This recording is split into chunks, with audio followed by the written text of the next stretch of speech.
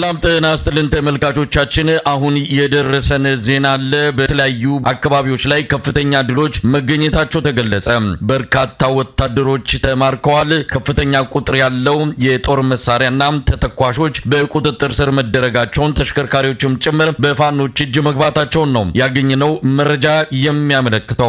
ከተሞች ነፃ ወጥተዋል። በአጠቃላይ በአገዛዙ ሰራዊት ላይ ከፍተኛ ኪሳራ ያደረሱ ጥቃቶች ናቸው የተፈጸሙት። የፋኖ ኃይሎች ወሳኝና ቁልፍ የሆነችውን የጋሸና ከተማን በቁጥጥራቸው ማስገባታቸው የተገለጸ ነው። መረጃዎች እንደሚያመለክቱት ከባባድ ምሽጎች ተሰብረው ነው ፋኖች በአሁኑ ሰዓት የጋሸናን ከተማ በመክበብ ወሳኝ የተባሉ የከተማዋን ክፍሎች በእጃቸው ያስገቡት። ሌሎች በወሎ አካባቢ የሚገኙ ቦታዎችንም ፋኖች በእጃቸው ያስገቡ ነው። በትላንትናው ዕለት የኮንን ከተማ መቆጣጠራቸው ይታወሳል። በሌላ በኩል ወልዲያ ተከባለች። ከቆቦ እስከ ወልዲያ ባለው መስመር የአብይ አህመድ ሰራዊት ሙሉ ለሙሉ ተጠራርጎ መውጣቱ ተገልጿል።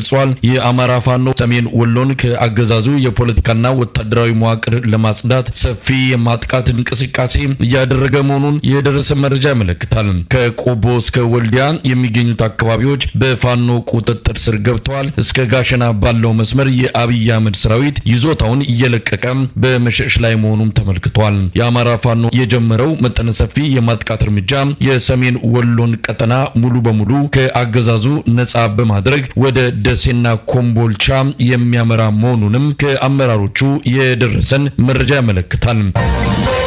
በጣም አመሰግናለሁ አርበኛ ማርሸት ጻዩ። በጣም ረጅም ጊዜ ሆነናል ከሚዲያውም ርቀሃል። ምናልባት ከመዋቅር ጋር በተያያዘ ብዙ ስራ እየሰራችሁ ስለሆነ በዚህም የጠፋበት ምክንያት እንደሚሆን እገምታለሁ። እንኳን ደህና መጣ በድጋሚ። እንኳን ደህና ቆየኝ መሳይ። እንደምን አለህ? እንደምን ሰነበትክ? አመሰግናለሁ አርበኛ ማርሸት። ከየትኛው እንደምጀምር አላቅም። በእርግጥ ሰሞኑን እያደረጋችሁ ካላችሁት ህዝባዊ ውይይት ጋር በተያያዘ ያሉትን መረጃዎችና አጠቃላይ ስለዚህ ጉዳይ የእዛችሁን እንቅስቃሴ የተመለከተ መረጃ እንድታካፍለን ነው። ህዝባዊ ውይይት እያደረጋችሁ ያላችሁት በቅርቡም ሰልፍ አካሄዳችሁ ምን ያህል በአማራ ክልል ላይ የእናንተ የምትቆጣጠሩባቸው አካባቢዎች ስፋትና መጠናቸው የታየበት ነው። አሁንም ሰሞኑን በምታደርጓቸው ህዝባዊ ውይይቶች ይህንኑ ማረጋገጥ ተችሏል። እስቲ ስለ ህዝባዊ ውይይቱ ምንድን ነው ማለት የሚቻለው? ህዝባዊ ውይይቱ እንግዲህ መነሻ ያደረገው የአገዛዙን ሐሰተኛ ፕሮፓጋንዳና በመኖር አለመኖር መካከል ያስገባነውን አገዛዝ የመጨረሻ ጊዜ መቃብሩን ለማፋጠን እሱ እየሰራ ያለው ፕሮፓጋንዳ እውነት አለመሆኑና መሬት ላይ አገዛዙ የሌለ መሆኑን ታንኮችና ድሮኖች ላይ ብቻ ያለ መሆኑን አገዛዙ ለማሳየት ከወራት በፊት እንደሚታወቀው በየከተሞችና በየቀበሌዎች ሰልፍ ጠርተን በሚሊዮን የሚቆጠር የአማራ ህዝብ ለፋኖ ያለውን ድጋፍ፣ ለአገዛዙ ያለውን ጥላቻና አገዛዙን አምሮ እንደሚታገለው ሰንደቅ ዓላማውን በመያዝ በደማቅ ሁኔታ በጥሩምባ ወጥቶ ድጋፉን አሳይቶናል። ሁለተኛው ምዕራፍ የቀጠለው የህዝብ ውይይት እኛ ሰልፍ ካደረግን በኋላ አገዛዙ ራሱ ካውንተር ሰልፍ ለማድረግ በየከተሞች ሞክሮ ባህር ዳርን ጨምሮ በሌሎች የዞን ከተሞች ጭምር ሞክሮ አልተሳካለትም። ህዝቡ ሙሉ በሙሉ ከኛ ጋር መሆኑን በድጋሚ ለማረጋገጥ ማህበረሰባዊ ውይይት እንደሚያስፈልግ አፋብን አምኖበት የገባበት ስራ ነውና በዚህም በ3 እና በ4 ቀን መድረኮች ውስጥ በአጠቃላይ በክልሉ በተቆጣጠርናቸው ቀጠና ከ150 ሺህ በላይ የሚሆን አርሶ አደር በንቅናቄ መድረኩ ተሳታፊ እንዲሆን በማድረግ ለትግሉና ለህልውና ተጋድሎ ያለውን ክብር ያለውን አጠቃላይ ድጋፍና ንቅናቄ ነው የተካሄደው። ስለዚህ አገዛዙ በሚዲያ የሚለፈውን የሚራገመውን የሚሳደበውን ጠቅላላ ፖለቲካዊ እንቅስቃሴ ያከሸፈና ህዝቡም ሆነ መልካም ምድሩ ከነክብሩ የፋኖ መሆኑን ያሳየንበት መድረክ ነው። ህዝቡ በማንኛውም በወታደራዊ እንቅስቃሴ በማንኛውም ፖለቲካዊ ተሳትፎ በሎጂስቲክ በማቀበል ከመረጃ ቅብብሎች ጀምሮ በደንብ ሞቢላይዝ መሆን እንዳለበትና የመጨረሻ ያገዛዙን ስርዓተ ቀብር መፈጸም እንዳለብን እና የተሻለ ህዝባዊ ቅስቀሳ ተደርጎ በሚሊዮን የሚቆጠር ሰራዊት ተሰልፎ ህዝባዊ ማዕበል ተነስቶ የአብይ አህመድን አገዛዝ መዋጥ እንደሚያስፈልግ ከህዝቡ ሙሉ በሙሉ በሚባል ደረጃ በየአካባቢው ከተደረጉ ስብሰባዎች መገንዘብ ችለናል። ሁለተኛ የአገዛዙ ተልዕኮ ተቀብለው የነበሩ ሰርጎ ገቦች በየሚዲያዎች እየወጡ የሚለፏቸው ሐሰተኛ ፕሮፓጋንዳዎች መሬት ላይ የሌሉ የውሸት ሐሳቦች እንደሆኑ ጭምር ህዝቡ በተግባር አረጋግጧል። በአጠቃላይ በርከት ያለ ወታደራዊና ፖለቲካዊ ግብ ተገኝቶበታል ስብሰባው። መሳይ አርበኛ ማርሸት፣ ይሄ ህዝባዊ ስብሰባ በተለያዩ የማህበረሰብ ክፍሎች ነው ያካሄዳችሁት? ወጣቶች ለብቻ ያደረጉት፣ አርሶ አደሮች እንደዚሁም የተለያዩ ማህበረሰብ ክፍሎችን በተናጠልና በጋራ አነጋግራችኋልና ግቡ ምንድነው? በመጨረሻም ከዚህ ምን እናሳካለን ብላችሁ ነው የጀመራችሁት? አሁን ያለንበት ስቴጅ ሞቢላይዜሽን ስቴጅ ላይ ነው። ህዝባችን በሁለንተናዊ መልኩ ሞቢላይዝ ፈዘዘ የሚመስለው ህዝባዊ ትግል መልሶ እያንሰራራ ከገጠር ወደ ከተማ ወደ ትልቅ ከተሞች የሚደረገው ወታደራዊ እንቅስቃሴና ህዝባዊ እንቅስቃሴ በአዲስ መንገድ እየተጧጧፈና እየተፈፋመ በህዝባዊ ማዕበል የፈለግነውን አይነት ወታደራዊ እንቅስቃሴ የምናደርግበት መልካም ጅምር ነው አሁን ያለው። ይሄ ላገዛዙ ከፍተኛ የሆነ የራስ ምታትና የቤት ስራ ሆኖታል። ምናልባት በታንኮችና በድሮኖች የተደበቀው አገዛዝ ለመጨረሻ ጊዜ ከአማራ ህዝብና ከኢትዮጵያ ህዝብ ጫንቃ ላይ የሚወርድበት የመጨረሻ ጥሪ ነው አሁን ያለውና ይሄ ሞቢላይዜሽን እንቅስቃሴ ከሰላማዊ ሰልፍ ወደ አዳራዊ ስብሰባ፣ ከአዳራዊ ስብሰባ ደግሞ ከአጠቃላይ ከህዝባዊ ስብሰባ ወደ ወጣቶች ንቅናቄ ደግሞ ተቀይሮ በዚህ 2 ቀን ውስጥ ደግሞ ለወጣቶች ብቻ በልዩ ሁኔታ የተዘጋጁ መድረኮች በመቶ ሺዎች የሚቆጠሩ ወጣቶች እየተሳተፉበት በየአካባቢው ምናልባት የፎቶና የቪዲዮ ማስረጃ ማቅረብ ይቻላል። ለስልጠናና ለማንኛውም ወታደራዊ ግዳጅ ከፋኖ ጎን ተሰልፈው ፋኖን ተቀላቅለው መታገል እንደሚፈልጉና ሙሉ አቅሙና ፍላጎቱ እንዳላቸው ያረጋገጡበት የወጣቶች ንቅናቄ ጭምር ተካሂደው በአጠቃላይ ማህበረሰባዊ የሆኑ ሁለንተናዊ የኃይልና ወታደራዊና ፖለቲካዊ ድጋፍ የሚገኝበትንና ኃይል የምንገነባበትን ፖለቲካዊ አቅም የምንፈጥርበትን መድረክ ነው እየፈጠርን ያለ ነው። በዚህ ስብሰባም እየተገኘ ያለው ውጤት ይሄ ነው። አርበኛ ማርሸት እንግዲህ ሌላው ቀጠናው እየተካሄደ ያለው የህልውና ተጋድሎን የተመለከተ ነው። እንግዲህ የጊዜው አውደ ውጊያዎች ይካሄዳሉ። ምናልባት በመጠንና በስፋት ደረጃ ከዚህ ቀደም ከምታካሂዱት በምን ይለያል?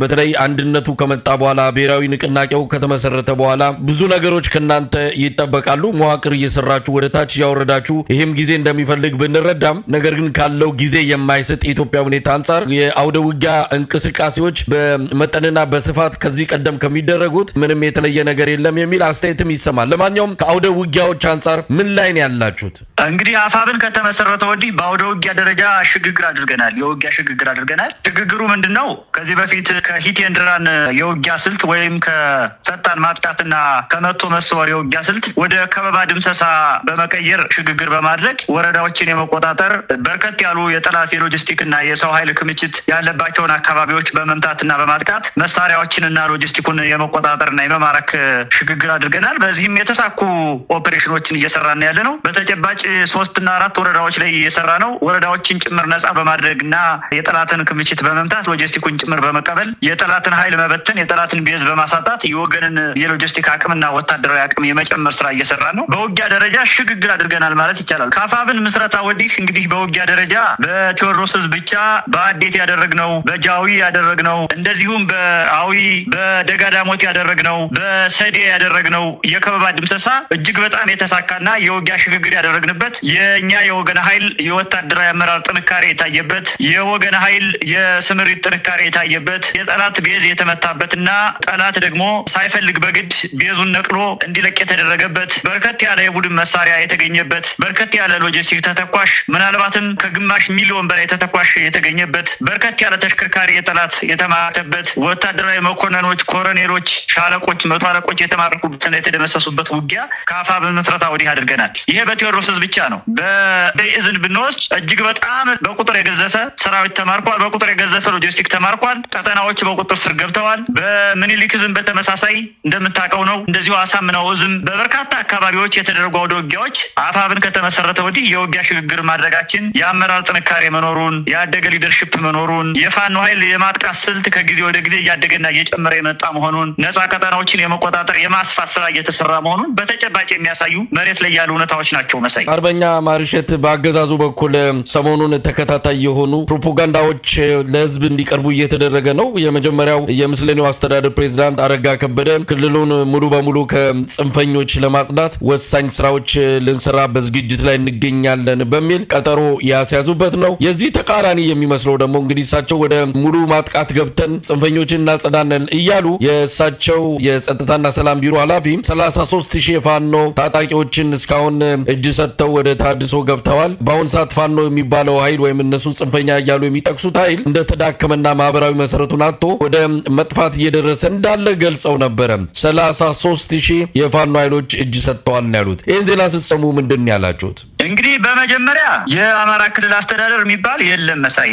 አማራ አስተዳደር ኖት ያቅም የአማራ አስተዳደር የሚባለው አሁን የባዕዲን መዋቅር ከፈረሰ ደግሞ እዚህ በይፋ ጦርነት ከገጠም 3 ዓመት ሆኖናል። በዚህ 3 ዓመት ውስጥ መዋቅር የለውም። ታንክ ውስጥ የተደበቁ በድሮንና በጀት የሚታጀቡ የተወሰኑ ካድሬዎች አሉ። እነሱም አልፎ አልፎ በቀኝ የውስጥ ንቅናቄ በኩል ሽማግሌ ይልካሉ። ሞቅ ሲላቸው ደግሞ ከፕሌን እየወረዱ ታጅበው መግለጫ ይሰጣሉ። በዚህ ሁኔታ ውስጥ ቦግልም እያሉ ነው ያሉት እንደ ኢትዮጵያ መብራት። ይሄው ነው ያላቸው አቅም። ከዚያ ውጪ 33 ሽፋን ወጅ ሰጠ የሚሉት የተወሰኑ 15 የሚሆኑ ልጆች አፈትልከው ያው ክላሽ አንጠልጥለው ከተማ ገብተዋል። ባህር ዳርና አዲስ አበባ ገብተዋል። እነሱም ያው ቀደም ሲል ዓላማ የነበራቸው ተልዕኮ የነበራቸው ናቸው። ትግሉ እያደገ ሲሄድ የመዋቅር ሽግግር ሲያደርግ የአመራር ሽግግር ሲያደርግ ተደብቀው መኖር ስለማይችሉ ሽግግሩ ተፍቷቸው ነው ወደ ጠላት ሩጠው ክላሽ አንጠልጥለው የገቡት። እነዚህ ምናልባት 200 እና 300 ቢሞሉ ነው። ከዚህ የዘለለ ሚሽን ፈጻሚ አላገኙም። ነገር ግን ከዳ የሚሉት እነሱ የደረሰባቸውን ሰሞንኛ የፈጠርነው የህዝብ ንቅናቄ ሰሞንኛ ያደረግነው የውጊያ ሽግግር እና የደረሰባቸው የከበባ ድምሰሳ